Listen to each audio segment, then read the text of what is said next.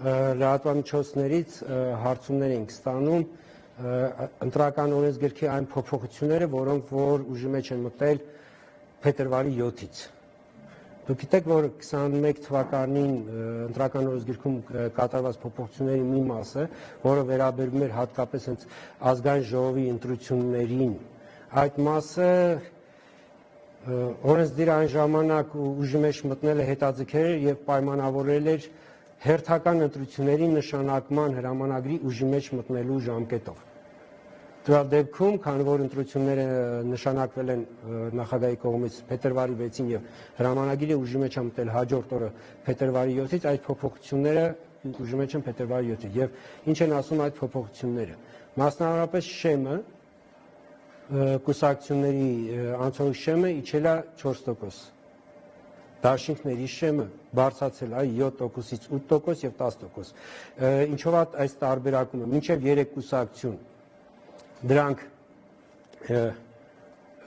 8% շեմի ներքո են, մինչև 3 կուսակցությունից բաղկացած դաշինքները 8% շեմի ներքո են ընկնում,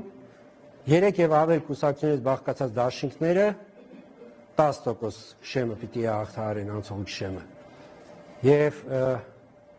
մյուս փոփոխությունը կուսակցությունների պարագայում գրավի չափը 10 միլիոնից իջեցվել է 7.5 միլիոնի, նախկինում 10 միլիոն էր, իջեցվել է 7.5 միլիոնի։ Դաշինքների պարագայում սահմանվել է 15 միլիոն։ Սա այն ժամանակ արվել է այն միտումով, որպեսզի օրենսդրությունը նպաստի քաղաքական ուժերի խոշորացման, այսինքն գաղափարակից քաղաքական ուժերը ավելի հակված լինեն, այսինքն օրենսդրությունը նպաստի դրան, որպեսզի ավելի հակված լինեն միավորվելու եւ խոշոր կուսակցությունները խոշորանան։ Որքանով այս գործիքակազմը օրենսդրության այս գործիքակազմը իր դրական նշանակությունը, դրական արդյունքը կունենա, ցույց կտա ժամանակը։ Ես կարող եմ ասել, որ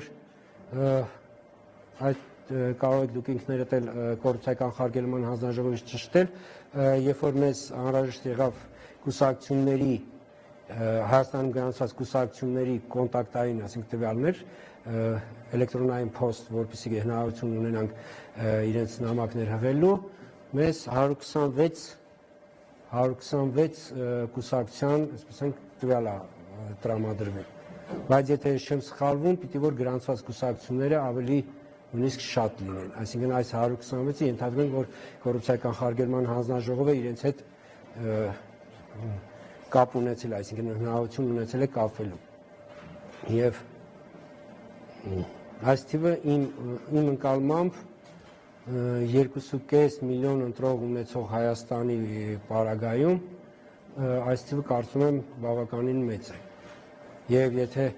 օրենսդրությունը նպաստի, որպեսզի մեզանում ձևավորվեն խոշոր քաղաքական ուժեր,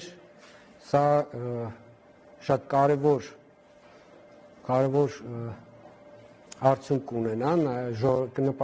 առավել կնպաստի ժողովրդավարության զարգացմանը, արդյունքում ինքը նաև կնպաստի ընտրությունների որակի շարունակական բարձրացմանը։ Եվ մյուս փոփոխությունը, որը որ փետրվարի 7-ից ուժի մեջ է մտել, վերաբերում է կոալիցիաների կազմավորման սկզբունքին։ Նախկինում մինչև այս փոփոխությունները կոալիցիաների կազմավորման սկզբունքը, այսպես նախ օրենքը արգելում էր 3-ից ավել քաղաքական ուժերից բաղկացած կոալիցիաների ձևավորում։ Այս արգելքը հանվել է եւ սահմանված, այսինքն նոր արդեն կարգավորումներով առաջի ժամկետում, այսինքն 9 օրյա ժամկետում կոալիցիա կազմելու իրավունքը տրվում է առավել ձայն ստացած քաղաքական ուժին։ Եթե այդ ժամկետում առավել ձայներ ստացած քաղաքական ուժը չի կարողանում կոալիցիա կազմել, դրանից հետո արդեն ժամանակ է տրվում մնացած քաղաքական ուժերին, այս միջազգային տերմինաբանությամբ ընդունված է ասել փոքրամասնության կառավարություն կամ փոքրամասնության կոալիցիա ձևավորելին, ինչի օրինակ կարող եմ բերել, դրա վառ օրինակ էր Գյումրին, երբ որ շեմը հաղթահարած քաղաքական ուժերը միավորվեցին եւ ձևավորեցին կոալիցիա եւ արդյունքում առավել ձայն ստացած քաղաքական ուժը ինքը այդ կոալիցիայից դուրս մնաց, այսինքն կառավարումը ստանձնեց փոքրամասնության կոալիցիան, այսպես ճակերտավոր փոքրամասնություն ասենք, ազգային ժողովի ընտրությունների պարագայում այս կարգը եւս արկա է, այսինքն ներկայիս այդ հնարավորությունը տրված է այդ 21 թվականին ընդունված փոփոխություններով եւ մյուս փոփոխությունը, որը որ ուժի մեջ է մտել փետրվարի 7-ից, դա այսպես կոչված լրացուցիչ մանդատների բոնուսների այդ ինստիտուտն է, որը որ նախկինում 54% էր, իսկ իջեցվել է 52%, ինչի մասին է խոսքը։ Անդադ այս հարցում անդադ շփոթմունք կա, հարգելի լրագրողներ, այս լրացուցիչ մանդատները կարող են տրվել բացառապես այն քաղաքական ուժին, որը որ կունենա մանդատների մեծամասնություն։ Այսինքն, եթե որևէ քաղաքական ուժ չունենա մանդատների մեծամասնություն, լրացուցիչ մանդատների մասին այս դեպքում խոսք գնալ չի կարող։ Բայց եթե որևէ քաղաքական ուժ կունենա մանդատների մեծամասնություն, բայց դա պակաս կլինի 52%-ից, ընտրական օրենսգիրքը սահմանում է, որ տվյալ քաղաքական ուժին պետք է տրվի լրացուցիչ մանդատներ մինչև այդ 52%-ը լրացնելու չափով։ Սա նաև հարց կարող է առաջանալ, ինչու է այս ինստիտուտը, այսինքն եթե մեծ քաղաքական ուժը ունի արդեն իսկ մեծամասնություն, ինչա տրվում լրացուցիչ մանդատ, սա ես կարող եմ ուղղակի բարձրաբանել նախկինում, երբ որ ընդունվել է այն 54%-ի, այն ժամանակ 54% էր շեմը, իմաստը եղել է այն, որ քանի որ խորհրդարանում մենք 4 ազգային փոքրամասնության ներկայացուցիչներ ենք միշտ ունենում։ Եվ երբ որ այդ մեծամասնությունը քաղաքական ուժ ունի, բայց 52%-ից ցածր է, դա նշանակում է, որ քաղաքական տվյալ մեծամասնության, այսպես ասենք, քաղաքական ուժի մեծամասնությունը ուղղակի կախվածության մեջ է գտնվում ազգային փոքրամասնության падգամավորներից։ Եվ այն ժամանակ, երբ որ այս լրացուցիչ մանդատների ինստիտուտը ներդրվել է, իմաստը եղել այն, որ ազգային փոքրամասնություններին զերծ պահեն Հայաստանի ներքաղաքական, այսպես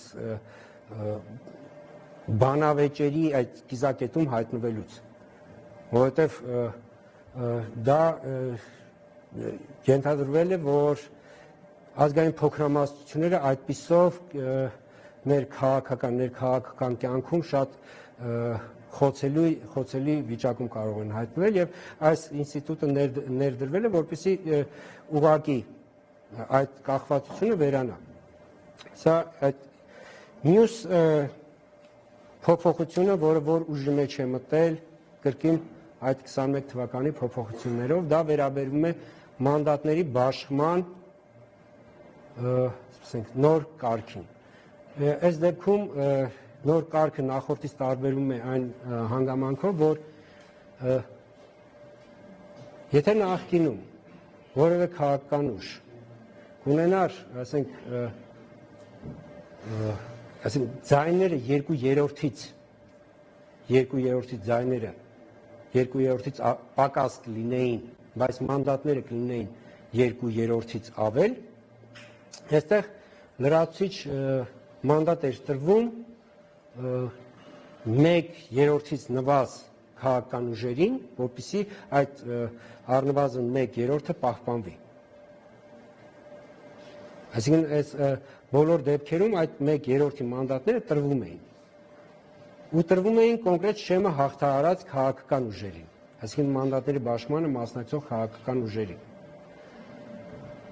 Այս նոր կարգավորումներով ըստ էության այն դեպքում, եթե քաղաքական ուժը ձայները 2/3-ից պակաս կլինեն, բայց մանդատները 2/3-ից ավել կլինեն, այդ ավել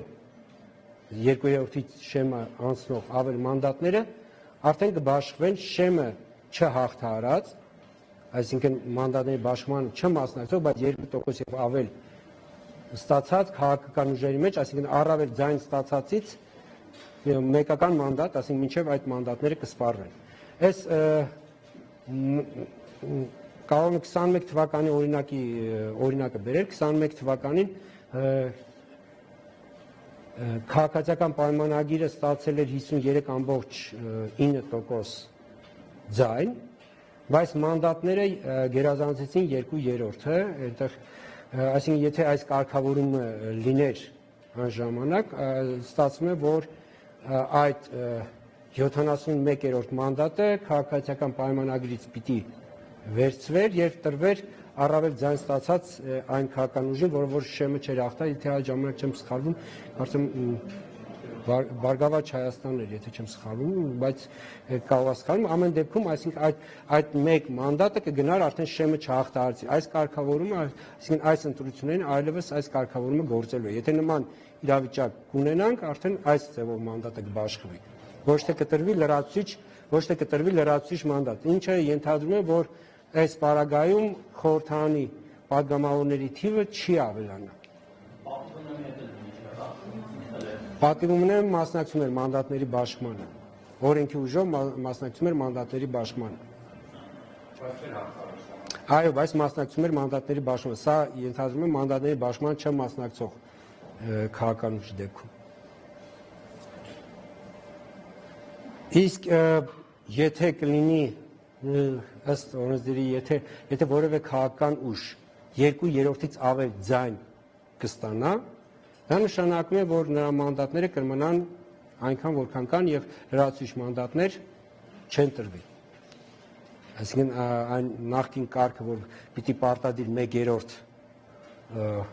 ասենք մեծամասնություն եւ փոքրամասնություն այդ 1/3-ը լիներ, այս կարգավորումներով այդ պարտադիր պահանջը արկա չէ։ Կարծում եմ այսքանը նորամուծության մասին, սկսենք հարցերից,